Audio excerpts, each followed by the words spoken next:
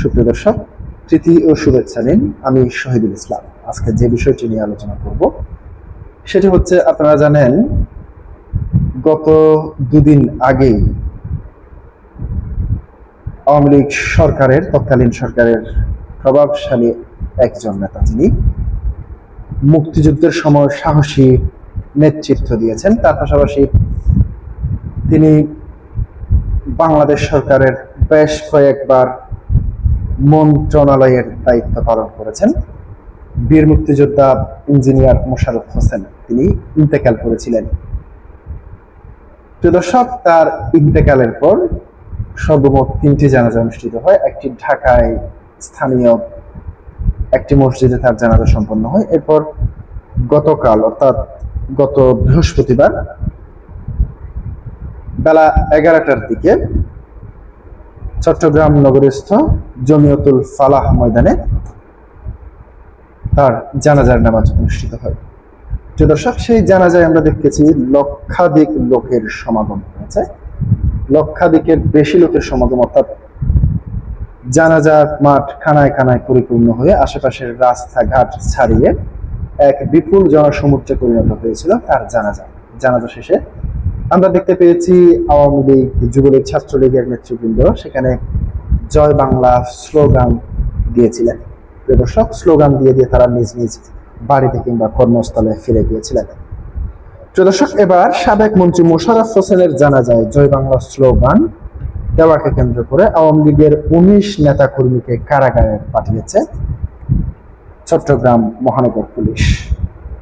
প্রিয় দর্শক, তাদেরকে কারাগারে পাঠানো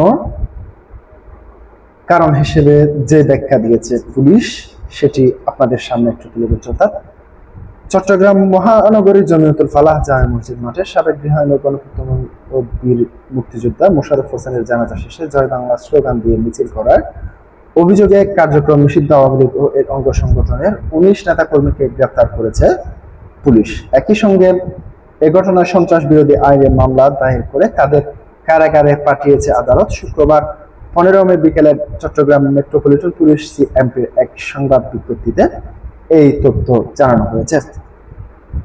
গ্রেপ্তারকৃতরা হলেন মোহাম্মদ মহিউদ্দিন, বয়স 39, মোহাম্মদ সুমন, বয়স 24, মোহাম্মদ ইমন, বয়স 23 বছর, মোহাম্মদ মুর্তজা মেহেদি ওরফে মেহেদি হাসান, বয়স 22 বছর, মোহাম্মদ বশর প্রকাশ হাসান, বয়স 24, মোহাম্মদ সজীব, বয়স 27, মোহাম্মদ মুসা, বয়স 42, মোহাম্মদ সোহেল 28, মোহাম্মদ মনির 37, রায়হান 29, ইলিয়াস প্রকাশ মিলন 26, মোহাম্মদ জাহিদুল হক প্রকাশ সোহাগ 24, মোহাম্মদ শাহিন 27, মোহাম্মদ শরীফ 20, মোহাম্মদ ছোটন প্রকাশ রাকিব মিয়া 28, আলামিন 24, মোহাম্মদ সাদ্দাম হোসেন 29, মোহাম্মদ রাসেল 25, মোহাম্মদ জয়নাল 22।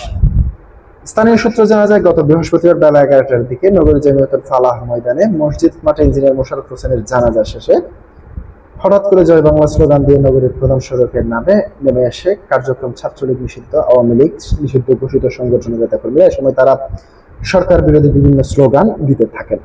এদিকে মিছিলে অংশ নেওয়া ব্যক্তিদের হাতে লাঠিসোঁটা এবং ইট পাটকেল ছিল এবং তারা নাশকতার উদ্দেশ্যে সমবেত হয়েছিল বলে পুলিশের সাথে তথ্য রয়েছে বলে জানা গেছে। জানা যায়, গ্রেপ্তার ব্যক্তিদের বিরুদ্ধে কোতোয়ালি থানার মামলা নম্বর 27 তারিখ 15 মে 2026 সংশোধনী 2013 এর বিভিন্ন ধারায় মামলা দায়ের করে আদালতে পাঠানো হয়েছে। একই সঙ্গে ঘটনাস্থল থেকে 15টি ভাঙ্গা ইটের টুকরা এবং 8টি কাঠের লাঠি জব্দ করেছে বলে জানিয়েছে পুলিশ। এছাড়াও ডিএমএস পর্যালোচনায় গ্রেপ্তার কয়েকজন বিরুদ্ধে অস্ত্র ডাকাতি ও ছিনতাই ও চুরি ও নির্যাতন সহ বিভিন্ন মামলা তথ্য পাওয়া গেছে বলে উল্লেখ করা হয়েছে। এই বিষয়ে কোতোয়ালি থানা officer in charge OC Aftab Uddin বলেন, জানাজা শেষে লাঠিসোঁটা নিয়ে স্লোগান নিয়ে জনসাধারণের ক্ষতি করার চেষ্টাকালে 19 জনকে গ্রেপ্তার করা হয়। তাদের বিরুদ্ধে সন্ত্রাস বিরোধী আইনে মামলা হয়েছে। গ্রেপ্তার আসামিদের বেশিরভাগের বিরুদ্ধে থানায় একাধিক সন্ত্রাস বিরোধী আইনে মামলা করা হয়েছে। তাদের আদালতের মধ্যে কারাগারে পাঠানো হয়েছে। প্রিয় দর্শক, মানুষ জানাজায় গিয়েছে। জানাজায় যাওয়ার পর জানাজা শেষে আমরা যেটি দেখতে পেলাম, পুরো জানাজা মাটি জয় বাংলা স্লোগানে মুখরিত ছিল। অর্থাৎ সরকার বিরোধী বিভিন্ন স্লোগান সেখানে হয়েছে। মূলত একটি দলকে যখন আপনারা অবৈধভাবে নিষিদ্ধ করে রাখবেন, সেই নিষিদ্ধের ফল আপনারা তাদেরকে কোথাও দাঁড়াতে দিবেন না, তাদের কোথাও মিছিল মিটিং করলে তাদেরকে গ্রেফতার করবেন। সেই হিসেবে জানাজার নামাজে এসে সেখানে জয় বাংলা স্লোগান দেওয়া, সেটা কি অপরাধ? জানাজার নামাজে জয় বাংলা স্লোগান দিয়েছে কখন? নাকি সেটি নিয়ে সামাজিক যোগাযোগ মাধ্যম সহ সব জায়গায় আলোচনা চলছে। মূলত জানাজা শেষে যখন লাশ নিয়ে যাওয়া হচ্ছে, ঠিক সেই মুহূর্তে জয় বাংলা স্লোগানটি উচ্চারিত হয়েছে।